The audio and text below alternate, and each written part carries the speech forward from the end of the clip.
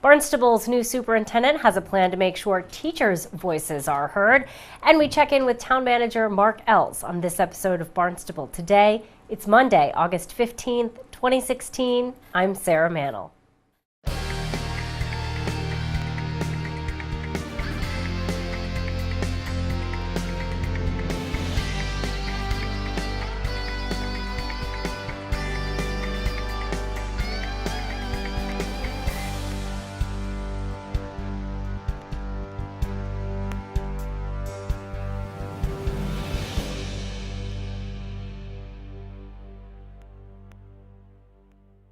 New Superintendent of Schools Meg Mayo-Brown has a plan to make sure teachers' voices are heard. Mayo-Brown hopes to bring a teachers' cabinet to Barnstable Public Schools. I think, given the complexity of a school district, there are multiple layers.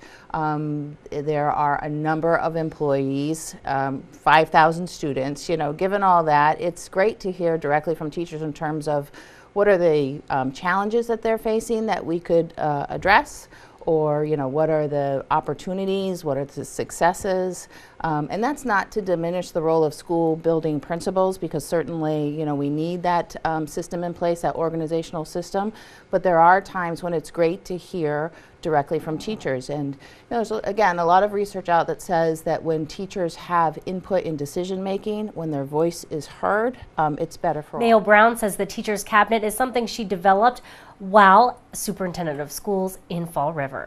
The Teachers Association really took the responsibility for determining how teachers were elected to the teachers cabinet, and then we met on a monthly basis. There was a clear agenda. The Teachers Association president sort of set the tone by saying, if you're going to bring problems forward, bring solutions, and let's have a solution-oriented conversation. And so we were recognized both at the state level and the national level for having this kind of collaboration with the Teachers Association. So I'm so excited to be able to do it in Barnstable. I've spoken with Brooke, who leads the Teachers Association. She said, sounds like a great idea. So we're looking forward to launching it. And again, the teachers really determine what the agenda of those meetings are, and we go from there. Mayo-Brown says the Teachers Association will be responsible for electing members to serve on the Teachers Cabinet, and all schools will be represented.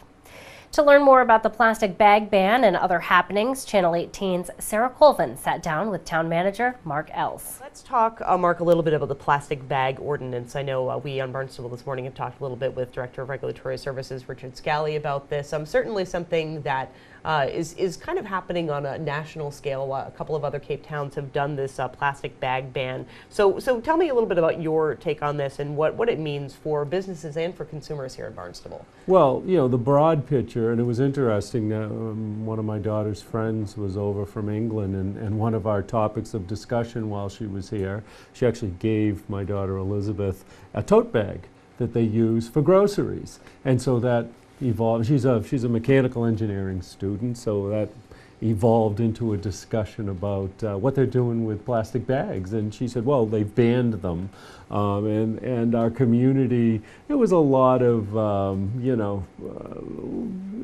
people were upset about it, and so you can actually get bags, but you have to pay for them. So she said, once they said, okay, yeah, you can have plastic, but you have to pay for every bag, that was it. Nobody uses it anymore. And she brought this tote over. So certainly bringing it right home, these bags are in our waste stream. They've evolved over time. They're not easy to recycle. They're unsightly when not disposed of properly. Certainly we all see them blowing on the sides of the road. We here in Barnstable have always been a leader in looking at recycling and appropriate methods of disposal, looking at where we're going nationally, statewide and locally on different bands of materials. These very thin, it's under 3 mLs. So typically the stuff that you saw at grocery stores, sure. Some of the wraps that might be used, we've banned those. And on October 3rd, the official ban is in place. Going forward from there, you need to have filed a waiver form if you want to ask for a hardship, why this will be a hardship to your business. Has to be by October 3rd. If it's not by October 3rd, then you are expected to be compliant with this. And you can spell out what it is that you believe to be creating the hardship here. I know we shop at stores that have never used bags. I know we shop at stores now that are giving us paper bags, and then I know that we shop at stores that still have the plastic bags. So it's just interesting to see how we'll progress through this. Our Regulatory Services Department will review those requests for extensions, and it would be up to 12 months if granted. The final signature will be the town manager's signature on that. So please, if you're going to ask for that, get it in by October 3rd. And I really have noticed some stores kind of already preparing for that. A lot of, if I buy one thing, they're like, well, do you need a bag? And I always appreciate that. I'm happy to put it in my purse or just carry it out. It's not, you don't always need to have that bag. Carry the reusable totes in your car. I know I've done that for months and I always forget to take them out, but now I've been a little bit more conscious about using that reusable bag. So are there any particular criteria for getting the extension? Do you have to prove a hardship? Perhaps you ordered thousands of these bags and it's going to be a loss for you, or we'll be practical in the application. We want to see this fully implemented within the 12 months. If there's no reason for you not to do it now, then you'll be expected to do it now. If you have a legitimate reason why you're asking for this, it'll be considered and we'll grant it. Excellent. Yeah. We want to work with our businesses, and we've heard from them, but it's one of these behavior modifications. It's interesting. It'll be my generation that may have the harder time, because when I speak with younger people, they're kind of looking at me saying, well, why haven't we done this a long time ago? Right. So it's very interesting how each generation will, you become accustomed to something, and then you've got to modify behavior to be able to no longer do that. And it's a very interesting learning process. Yeah, the younger folks a little more environmentally conscious, or Well, I think they're used to these sorts of issues, and that's all. Absolutely. So that's going into effect October 3rd, and would you recommend people with questions? I know there's a great kind of PR campaign going on our website, the Barnstable Bag There Kit, is. and then they can contact Regulatory Services, correct? Yes.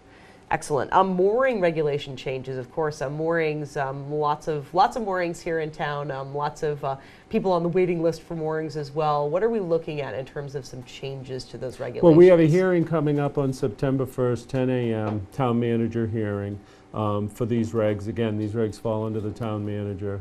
And really, we're just, the regs are in place so we have safe, efficient use of our moorings. The regs themselves look at who the permit is issued to. There's some slight modification there. They're looking at some of the fees associated with it. They're, specifically the general fees and a new transfer fee. And that's the majority of it. That's